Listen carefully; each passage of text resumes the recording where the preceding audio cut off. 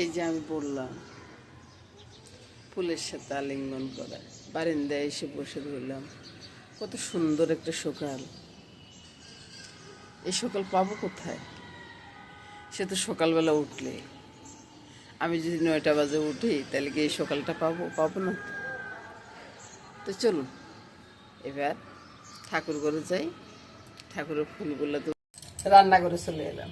এই যে বাবুর মতো কি থাকতে পারা যায়? রান্না করে এসে এবার সকালবেলা জল খাবার, ওই যে ডালে পোড়নটা দেওয়া হয়ে গেছে। তো সকালবেলা জল খাবারের জন্য চনা নিয়েছি, চনার সাথে 2 টুকরা মাংস নিয়েছি, একটা আস্ত রসুন নিয়েছি, একটা আলু নিয়েছি, ধনিয়া জিরার গুঁড়া, তারপরে নুন, চিনি, লঙ্কা, হলুদ সবই নিয়ে নিলাম। এবার কি করব আপনারা বলুন? আপনারা না বললে আমি কিছু করতে পারি না। তো তো এবার আগে পোড়ন করতে হবে বন্ধুরা। পোড়ন করবো কি দিয়ে? যে বাঙা সুরে 2টে লঙ্কা আছে, লঙ্কাটা দিয়ে দিলাম, তেজপাতা দিয়ে দিলাম, হ্যাঁ, 5 ফোড়ন দিয়ে দিলাম। আর এটাকে ভালো করে মেখে নিব। এগুলো ততক্ষণে ফুটে উঠুক না, এটাকে একবারে ভালো করে মেখে নিব। এটা তো আপনারা দেখতেছেন না, তাই না? এই যে আপনাদেরকে দেখাই, এই রে বাবা, এইভাবে পড়ে গেলে কি হয়? এই যে আমি বলি যে জীবনের গল্প কত সুন্দর, এটা তো আপনারা শুনেন না। নিজের জীবনের গল্প দিয়ে শুরু করুন। নিজের জীবনের গল্প দিয়ে শুরু করলে দেখবেন যে আপনার জীবনের গল্প ফুরাবে না। আমরা না কত কাজ করতে গিয়ে কত ভুল করি, কত কিছু করি। তারপরে শাশুড়িরা তো বোকা খাইতাম, তারপর শাশুড়িরা তো বোকা খাবো এই ভয়ে কত কাজ কত গোপনে করে ফেলতাম। বলুন, দিয়ে দিলাম। এটার মধ্যে টেস্টি ভাই আর কিছুই হয় না। ওই যে শাশুড়িরা তো গল্প বকা ফেলতাম, এই জন্যই বলতে শাশুড়িকে আদর করতো না, আদরও করতো। তখনকার জীবন যেমন ছিল আর কি, বুঝছেন? তখনকার জীবনতে ছিল এরকম যে আসলে ওই যে আত্মীয় স্বজন থেকে শুরু করে এখন কি কোনো আত্মীয় স্বজন এসে কারো ঘরে কিছু বলতে পারবে না। আর তখন ছিল এমন দিন যে শাশুড়ি কি বলবো, শাশুড়িটাকে আত্মীয় স্বজনরা বলতো, বুঝছেন? আমাদের সময় ছিল সেটাই, যে আত্মীয় স্বজনের মতে আমাদেরকে মানে শাশুড়ির সেটা করে দিত, আর শাশুড়ির সেটাই আসি ঘরে বলতো, বুঝছেন? ছেলের গরুর উপরে চোখ পাঠতো। তো এবার বলবেন যে আপনার যে কথাগুলো বলতেছেন, আপনি শাশুড়িকে আপনাকে আদর করে নেন। অবশ্যই করছে, না করলে কি শাশুড়ির সাথে এতদিন থাকতে পারতাম? তো তবে কাজ করেছে, প্রচুর কাজ করেছে। যে কাজটা আমি একবার করলে সেরে যেত, একবারে করে আসতাম, সে কাজটা আমাদের 3-4 বারও করেছে, বুঝছেন? তবে না আমি এরকম হইতে পারছি। আমি একটা 15.5 বছরের মেয়ে, যখন ওদের বাড়িতে গেলাম, ওরা আমারে দিল 3.5 কেজি চালের ভাতের ফ্যান বা মাছ, যেটাই বলুন, গালিতে দিল। তখন আমার অবস্থাটা কি হয় বলুন তো? আর বৃহস্পতিবারের পূজা, হ্যাঁ, পাঁচালি পড়তে দিয়ে বাড়ি শুদ্ধ সব মানুষ এসে উপস্থিত হয়ে গেছে। 15-16-20 জন বসে গেছে যে পাঁচালি শুনবে। তখন আমার শরীরের অবস্থাটা কি হয় বলুন তো? সারাদিন উপাস, মানে উপাস থাকি লক্ষ্মীর ব্রত করা। আমাদের হিন্দুরা বুঝবেন, আপনারা কিন্তু বুঝবেন না। তো এখন আমি কি করি, এতজনের সামনে আমি পাঁচালি পড়বো, মানে আমার গা থর করে কাঁপতেছে। কি অবস্থা বলুন?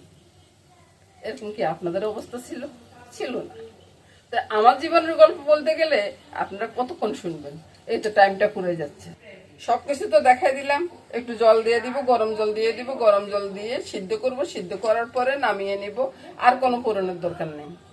তারপর আপনাদেরকে দেখিয়ে দেবো। সিদ্ধ হইতে থাকুক, ততক্ষণে আমরা ব্যায়াম ট্যায়াম করে নিই। হ্যাঁ, দাঁড়া, ঠিক করে জুতা খোল। হ্যাঁ, মাজা হাত দাও, মা হাত দাও। হ্যাঁ, এবারকে প্রথমে ঘাড়ের ব্যায়ামটা করতে হবে। হ্যাঁ, না মাথা ঘুরে, এভাবে শুরু করো। বাজার করতে আসছি বন্ধুরা, বাজার করে বাসা চলে যাব। বাসায় গিয়ে রান্না বান্না শুরু করি।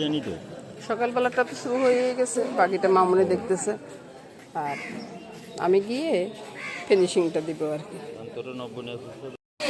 মেরিনেট করতেছে বুঝছেন, ওই জন্য একটু আওয়াজ আসতেছে।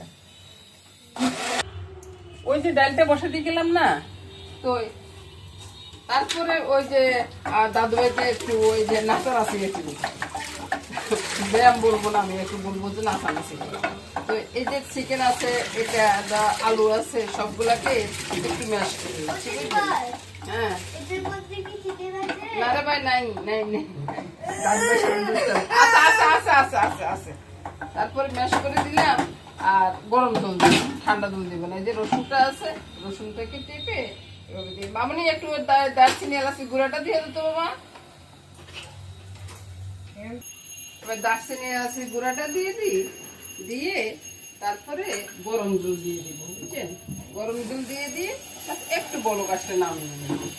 রান্নাটা হয়ে গেছে, হওয়ার পরে আপনাদেরকে দেখাচ্ছি কেমন রান্না। এটা দিয়ে ভাত, রুটি, পোলাও যেটাই বলুন না কেন, খুব সুন্দর একটা খাওয়া হয়ে যায়। এই যে দুই টুকরা চিকেন বা মাংসগুলো, এতে অনেক টেস্ট হয়ে যাবে বুঝলেন। রান্নাটা নামায় তারপর আপনাদেরকে দেখাচ্ছি। রান্না হয়ে গেল দারুণ স্বাদের সোয়াবিন ডাল। এ ডাল দিয়ে সব কিছু খাওয়া যায়, আর বেশি কিছু বলবো না। এবার রুটিটা করে নিই। আচ্ছা, সে রুটি যদি না ফুলে রে ভাই, তাহলে এটার মতো মন খারাপ আর কিছু হয় বলেন তো? ঘরের রুটি ফুলবে না কেন? এটা যদি ফুটবলের মতো না হইলো তাহলে এটা খামু কেন আপনারাই বলুন। এবার দেখুন হইলো তো ফুটবলের মতো, এবার দরকার কি চা আর সবজি। তার সামনে নিয়ে গেছে মামুনি, কত সুন্দর চা বানাচ্ছে দেখুন তো। আচ্ছা ভাই, আমি কিন্তু ধনিয়া পাতাটা বাজার থেকে নিয়ে আসছি বুঝছেন, আপনাদেরকে দেখানোর জন্য না, এদিকে এমনিতে আসছিল তাই এভাবে দেখাচ্ছি আর কি বুঝছেন। দুইটা রুটি নিয়ে নিলাম। মামনি আমার চাটা কোথায়? এই মামনি চাটা দিয়ে দিল। এবার চলে যাচ্ছি খাইতে, খাইয়ে দেয়া তারপরে এসে তরকারিটা রান্না করবো বুঝছেন। তো এবার কি বলবো, শুভ সকাল বন্ধুরা। ইনি সব কথা তো যদি না কথা বলে ওনার পয়ে না বুঝছেন, আপনারা কিছু মনে করবেন না। শুভ সকাল বল, শুভ সকাল বল, হাত জোর করে বলতে হয়েছে কেন? সকালবেলা জল খাবার খেয়ে এবার চলে আসলাম দুপুরবেলার রান্নাতে।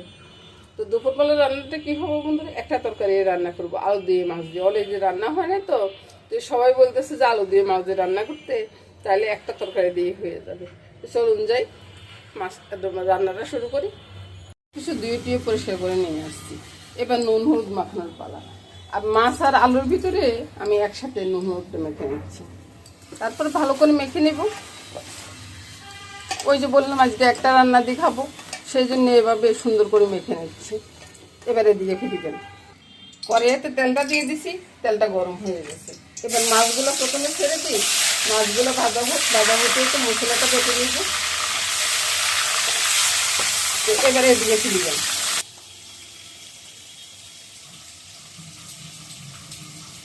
বাটা মশলা দিলে না তরকারিটা বেশ মজা হয় বুঝছেন। ধনিয়া, জিরা আর একটু কালো গোলমরিচ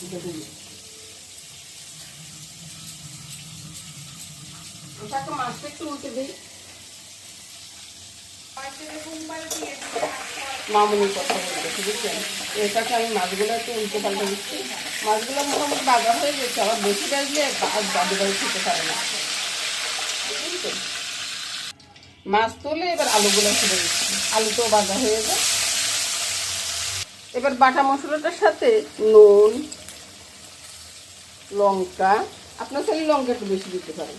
আমার বড় লঙ্কা অত বেশি খায় না, তাই আমি বেশি দিব না। সামান্য একটু চিনি দিয়ে, চিনিটা যদি আপনারা না খান তো না দিবেন, কোনো সমস্যা নেই। তবে দিলে একটু ভালো লাগে খেতে, তবে মিষ্টি হবে না বন্ধুরা। আপনারা তো মনে করেন যে মিষ্টি হয়ে যাবে, মিষ্টি হবে না। মিলিয়ে নিলাম, আলুগুলো ভাজা হয়ে গেছে, আলুগুলো তুলে নিচ্ছি। এখানে দিয়ে দিব মেথি আর তেজপাতা ফোড়ন। তারপরে মেথি ফুটার অপেক্ষা করবো না, মশলাটা ছেড়ে দেব।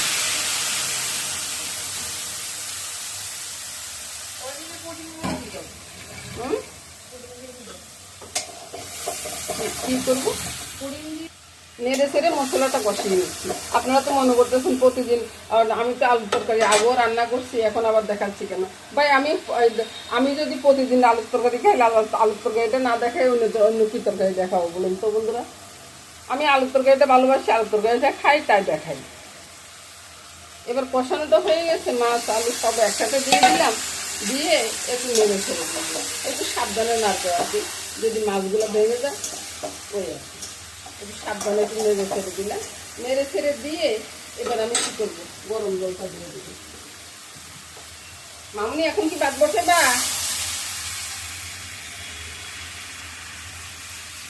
যতটুকু জল রাখবো ততটুকু এই জলটা দিয়ে দেবেন।